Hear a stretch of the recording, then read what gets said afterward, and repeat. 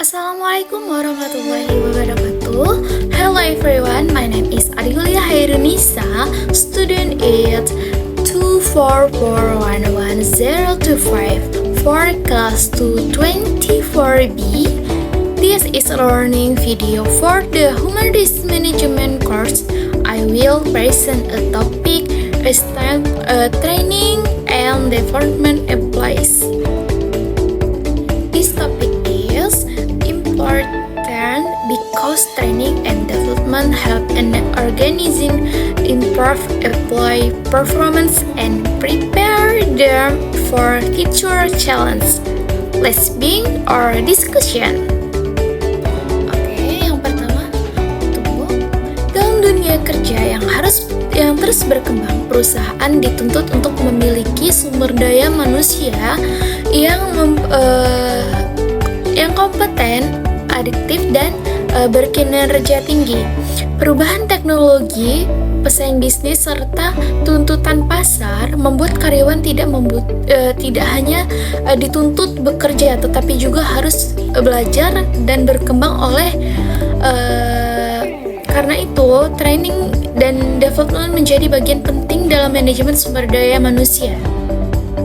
Training dan development bukan hanya tanggung jawab individu karyawan, tapi juga merupakan investasi strategis bagi perusahaan untuk mencapai tujuan jangka pendek dan jangka panjang. Adapun pengertian training tersebut adalah proses pembelajaran yang dirancang secara sistematis untuk meningkatkan pengetahuan, keterampilan, dan kemampuan karyawan agar dapat melaksanakan pekerjaan yang sedang mereka tangani dengan efisien dan efektif. Pelatihan biasanya bersifat jangka pendek dan fokus pada kebutuhan pekerjaan saat ini. Training diberikan ketika karyawan baru masuk kerja, ketika terjadi perubahan sistem, atau saat perusahaan ingin meningkatkan kualitas kerja karyawan. Contoh training antara lain yaitu menggunakan mesin, pelatihan pelayanan pelanggan, pelatihan keselamatan kerja, serta pelatihan menggunakan teknologi atau software tertentu. Pengertian development atau perkembangan yaitu berbeda dengan training. Development atau pengembangan merupakan proses pembelajaran jangka panjang yang bertujuan untuk meningkatkan potensi, wawasan, dan kemampuan karyawan agar siap menghadapi tanggung jawab di depan. Development tidak hanya fokus pada keterampilan teknis, tapi juga pada pengembangan kemampuan manajerial, kepemimpinan, serta pengambilan keputusan dan pola pikir strategis. Contohnya itu adalah kegiatan development antara lain program kepemimpinan, coaching, monitoring, job relation, serta pendidikan dan pelajaran manajerial. Tujuan utama dari pelaksanaan training dan development dalam organisasi adalah untuk meningkatkan kualitas sumber daya manusia secara lebih rinci. Tujuan tersebut meliputi yang pertama yaitu meningkatkan kinerja dan produktivitas karyawan yang memiliki keterampilan dan pengetahuan yang memadai akan mampu bekerja lebih cepat, tepat, dan efisien. Yang kedua yaitu mengurangi kesalahan dalam resiko kerja. Kenapa? Karena training membantu karyawan memahami prosedur kerja yang benar sehingga kesalahan kerja dan kecelakaan dapat diminimalkan. Yang ketiga yaitu meningkatkan kualitas pelayanan dan produk.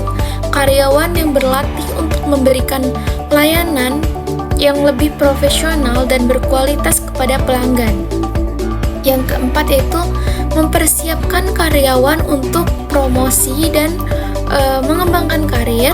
Melalui development, karyawan dipersiapkan untuk menduduki posisi yang lebih tinggi di masa depannya. Lalu yang kelima yaitu meningkatkan motivasi, loyalitas, dan kepuasan kerja. karyawan yang diberi kesempatan untuk berkembang atau merasa dihargai dan lebih loyal terhadap perusahaannya. Terus ada perbedaan training dan development. Apa sih itu? Meskipun sering digunakan secara bersamaan, training dan development memiliki perbedaan yang jelas. Training berfokus pada pekerjaan saat ini, bersifat jangka pendek dan bertujuan untuk meningkatkan keterampilan teknis karyawan, serta training biasanya adalah peserta training biasanya itu adalah karyawan opsional atau karyawan baru gitu. Sementara itu development berfokus pada pengembangan karir jangka panjang, bersifat berkelanjutan dan bertujuan untuk meningkatkan kemampuan konseptual kepemimpinan serta mengambil keputusan. Development biasanya memberikan kepada supervisor, manajer dan karyawan personal. Dengan kata lain, yaitu training bersifat opsional, sedangkan development bersifat strategis. Lalu selanjutnya yaitu adalah mode training. Terhadap berbagai metode training yang umumnya digunakan perusahaan, antara lain yaitu yang pertama adalah on the job training, yaitu pelatihan yang dilakukan langsung di tempat kerja. Karyawan belajar sambil bekerja di bawah bimbingan atau atasan dan seniornya. Yang kedua adalah classroom training, yaitu pelatihan yang dilakukan di ruang kelas dengan metode ceramah, diskusi atau studi kasus gitu. Yang ketiga yaitu adalah simulation dan role play. Apa itu? Metode pelatihan yang melalui simulasi situasi kerja nyata untuk melatih keterampilan dan pengambilan keputusan. Lalu yang keempat yaitu adalah e-learning, yaitu pelatihan berbasis teknologi digital yang memungkinkan karyawan belajar secara fleksibel melalui platform online. Selanjutnya itu adalah metode development. Untuk pengembangan karyawan, perusahaan dapat menggunakan beberapa metode. Yang pertama yaitu adalah coaching, yaitu proses pembinaan langsung oleh atasan untuk meningkatkan kinerja dan potensi karyawan. Lalu yang kedua adalah monitoring. Apa sih itu monitoring? Yaitu pendampingan oleh karyawan senior atau manajer yang berpengalaman untuk memberikan arahan dan nasihat karir. Lalu yang ketiga adalah job relationship, yaitu pemindahan karyawan ke berbagai posisi atau departemen untuk memperluas pengalaman dan wawasannya. Yang keempat yaitu adalah Learning-ship Development Program, yaitu program khusus yang dirancang untuk mempersiapkan calon pemimpin masa depan perusahaan. Selanjutnya peran training dan development dalam manajemen SDM. Training dan development memiliki peran strategis dalam manajemen sumber daya manusia. Program yang dirancang dengan baik dapat membantu perusahaan menghadapi perubahan lingkungan bisnis, meningkatkan daya saing, serta meningkatkan karyawan yang profesional dan berintegrasi.